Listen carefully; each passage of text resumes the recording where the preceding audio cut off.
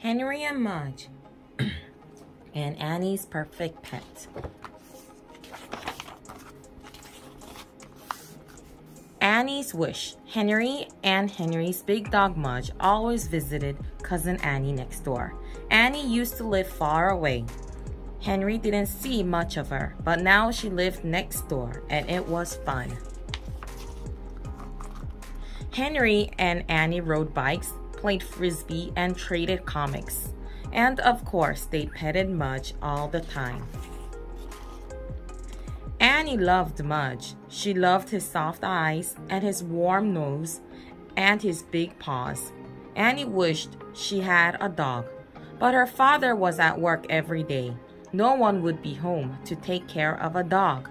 Henry felt sorry for Annie. He remembered how much fun it was to get a new pet.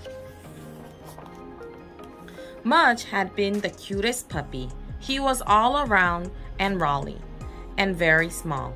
Henry could pick him up and kiss him. Henry sure couldn't do that now. And Mudge was so short that he could walk under the collie down the street. Not anymore. Henry wanted Annie to have her own pet. He went to his parents for help. Soft and dry. Maybe she could get a mouse, said Henry's father. Annie's afraid of mice, said Henry. What about a turtle, said Henry's mother. Too wet for Annie, said Henry. A crab, said his father. Too hard, said Henry. A bird, said his mother. Henry shook his head.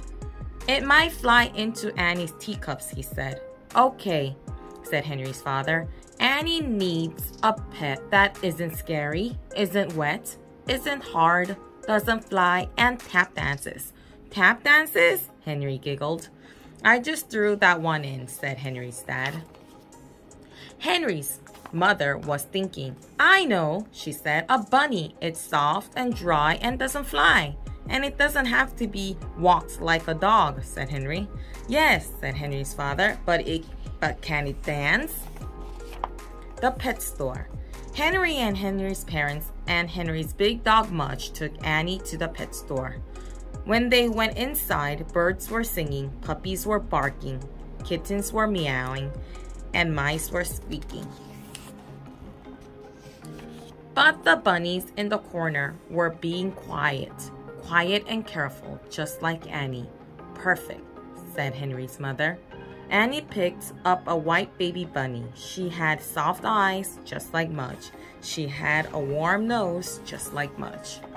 She had something Mudge didn't. A little cottontail. She's so cute, Annie said with a smile. Mudge put his warm nose up to the bunny's warm nose. The bunny sniffed, sniffed, sniffed. She seemed to like Mudge. And when Mudge gave her a big drooly kiss, she didn't even mind. Henry looked at his parents. We found Annie's perfect pet, he said, and they took the bunny home. Snowball. Henry's Uncle Ed made a beautiful hutch for Annie's bunny. It was painted with flowers and trees. It had a little china bowl for the bunny to eat from and soft bits of cotton for the bunny to sleep on. It fit Annie's room perfectly. Annie named her bunny Snowball. She played with her and sang to her and took her to Henry's house for visits. The bunny liked Henry's house. She liked riding on Mudge's back. Mudge carried the bunny all around. And when he got tired, they stopped for crackers. Annie was so happy to have a pet just right for her. I love my bunny, Annie told Henry. I know, Henry said. She's soft and dry and doesn't fly. Suddenly, the bunny went flying through the air and landed on Mudge's back. Annie laughed. Maybe she does, she said.